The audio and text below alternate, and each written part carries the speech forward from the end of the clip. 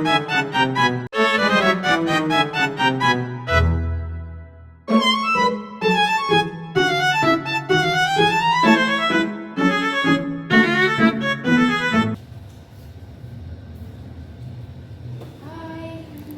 silakan duduk. Oke, tarik nafas dulu, persiapkan diri dulu. Sebelumnya, perkenalkan nama saya Thalia. Hari ini saya akan menjaga di ruang konseling ini. Jadi, nama kamu siapa? Perkenalkan, nama saya Yohan. Oke, Yohan. Jadi, karena Yohan sudah datang, jadi Yohan bisa bercerita senyamannya Yohan. Yohan harus merasa aman dan tenang di sini.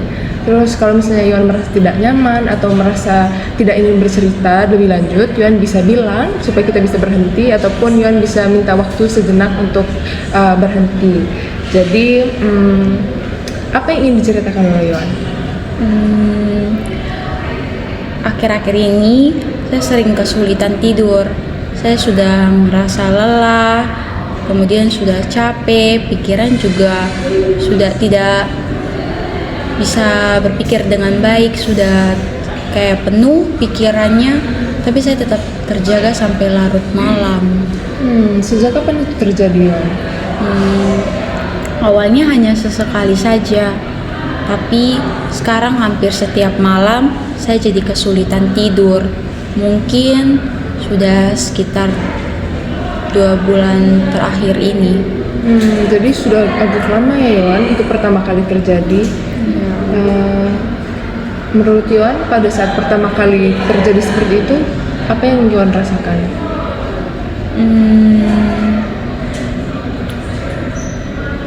Saya juga bingung karena rasanya lelah, tapi saya tidak merasa ngantuk. Jadi saya tetap melakukan itu terus menerus sampai sekarang. Oke. Terus tadi Yohan bilang Yohan biasa mengikuti kegiatan. Jadi apakah kegiatan Yohan itu banyak atau seperti apa, Yohan? Sepertinya tidak juga, tapi terlalu padat karena saya melakukannya di waktu yang bersamaan. Terus kira-kira Yohan tuh ikut kegiatannya apa saja? Setelah kuliah, karena saya masih berkuliah, biasanya saya sering mengikuti kegiatan organisasi. Kemudian saya juga turun ke lapangan untuk pengabdian. Saya juga mengerjakan tugas dengan teman-teman saya. Saya juga sering terlibat dalam berbagai kegiatan sosial. Wow, keren sekali, Yohan. Saya yakini bahwa kamu tuh anak yang sangat rajin, pasti pintar ya. Terus kalau beristirahat, biasanya Yohan beristirahat di jam berapa? Saya biasanya tidur di jam 3 pagi, tapi biasanya saya belum mengantuk, tapi saya memaksakan diri untuk tertidur karena sudah pagi. Kalau begitu, apakah paginya kamu bisa berkegiatan dengan baik? Bisa, walaupun saya merasa ngantuk, saya tetap bisa melakukan aktivitas sehari-hari. Mungkin dibantu dengan meminum kopi. Terus apakah tadi kan Yohan bercerita kalau misalnya kegiatan Yohan tuh banyak dari pagi sampai bahkan malam. Terus apakah memang kegiatan itu selalu bertabrakan atau bagaimana? Sebenarnya tidak, ada yang tenggatnya cukup lama, tapi saya lebih senang untuk menyelesaikannya sekaligus. Oke, jadi sebelum kejadian ini, Yohan biasanya tidur di jam berapa? Biasanya saya tidur sekitar di jam 8:30 atau pukul 10 malam. Tadi kamu bilang bahwa ini sudah terjadi selama 2 bulan. Nah, selama 2 bulan ini kamu bilang kamu sedang sibuk-sibuknya. Apakah sekarang Yohan masih sesibuk seperti itu? Kadang-kadang mungkin dulu saya sibuk sesekali, tapi sekarang saya sudah tidak sesibuk itu lagi. Namun saya masih sering beraktivitas pada malam hari, seperti bermain HP, menonton film, membaca buku, bahkan membersihkan kamar. Mungkin karena sudah seperti kebiasaan. Jadi walaupun tidak sibuk, kamu masih susah untuk tertidur. Ya. Oke, jadi apakah setelahnya itu lebih memperburuk kondisi kamu dengan aktivitas kamu sehari-hari? Ya, kondisi saya jadi lebih susah untuk berpikir, susah untuk fokus. Saya juga sering pusing, bahkan kehilangan keseimbangan. Wow, itu sudah cukup mengganggu ya Yohan. Jadi dari cerita yang Yohan sudah berikan, itu sepertinya Yohan mengalami gangguan tidur. Yohan tahu apa itu gangguan tidur atau insomnia? Ya, saya tahu, tapi saya tidak mendalami itu karena saya berpikir bahwa apa yang saya alami bukan hal yang serius. Oh, jadi Yohan, ini memang adalah sepertinya adalah gangguan tidur. Jadi ini terjadi karena mungkin Yohan keseringan untuk tidur telat karena kegiatan-kegiatan yang habiskan di pagi hari sampai malam hari. Terus kemudian Yohan menghabiskan waktu di malam hari untuk bermain HP. Jadi ini yang membuat Yohan untuk kesulitan untuk tidur. Apakah menurut Yohan ini relate dengan Yohan? Ya, benar. Sama seperti apa yang biasa saya rasakan. Oke. Jadi kira-kira apa yang Yohan butuhkan setelah bercerita? Saya kira-kira apa solusi yang bisa saya dapatkan untuk masalah yang saya alami ini? Karena saya betul-betul ingin mendapatkan waktu tidur yang baik. Oke, karena Yohan mau mendapatkan waktu tidur yang baik, ada beberapa solusi Yohan dari cerita-cerita Yohan. Ada 3. Itu yang pertama adalah untuk Yohan yang sering beraktivitas terlalu padat, itu bisa Yohan lakukan dengan memprioritaskan kegiatannya Yohan.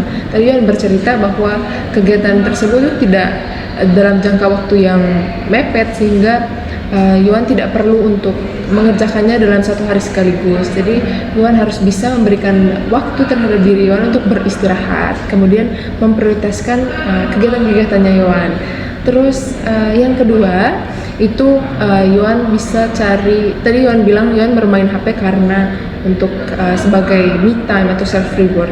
Jadi sepertinya Yohan harus mencari me time yang lain, seperti kayaknya membuat suatu hal yang lain selain Yohan harus bermain HP hingga larut malam, karena itu salah satu faktor yang sangat berpengaruh terhadap kejadian insomnia yang Yohan alami.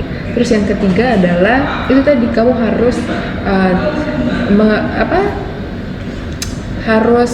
bisa tidak bermain HP untuk sangat berlebihan begitu. Menurut Yohan, apakah solusi-solusi ini bisa diterapkan?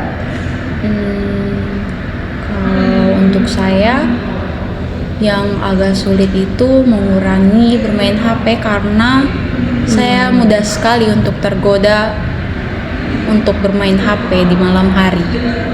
Oke, pasti itu sangat sulit Yohan untuk pertama kali, tapi Yohan harus mencoba. Misalnya Yohan coba untuk menjauhkan HP dari Yohan itu.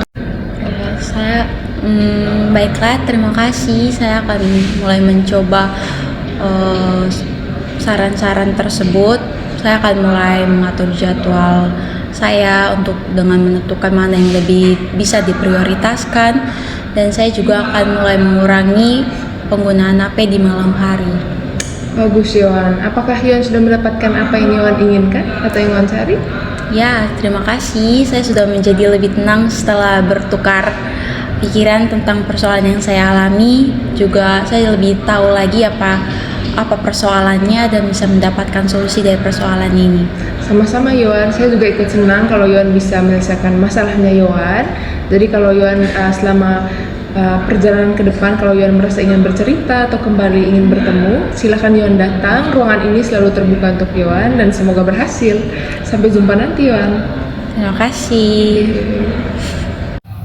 Selanjutnya saya akan menjelaskan tentang tujuan dan tipe dari sesi konseling tersebut.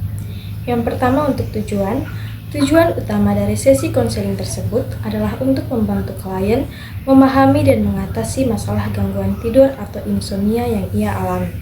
Konseling ini berfokus pada eksplorasi penyebab insomnia dan dampaknya terhadap kehidupan sehari-hari, serta strategi apa saja yang dapat dilakukan untuk memperbaiki kebiasaan tidur. Proses konseling ini juga membantu klien untuk menyadari kebiasaannya yang tidak sehat, memahami dampaknya, dan mendapatkan bimbingan untuk mencoba solusi yang lebih baik. Selanjutnya, untuk tipe konseling yang digunakan dalam sesi konseling tersebut lebih condong ke tipe konseling fasilitatif. Alasannya karena yang pertama, membantu klien mengeksplor masalahnya, di mana konselor menciptakan suasana nyaman dan terbuka agar klien bercerita tanpa tekanan, dan juga konselor memberikan pertanyaan-pertanyaan reflektif agar klien bisa menyadari pola tidurnya sendiri.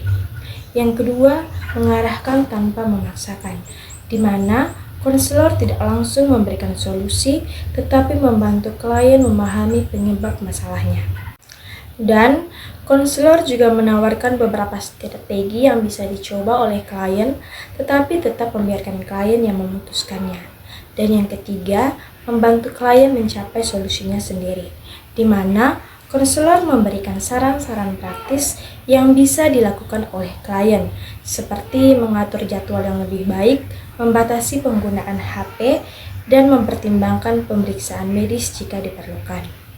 Konseling fasilitatif ini berfokus pada membimbing klien agar menemukan solusinya sendiri, bukan memberikan arahan secara otoritatif.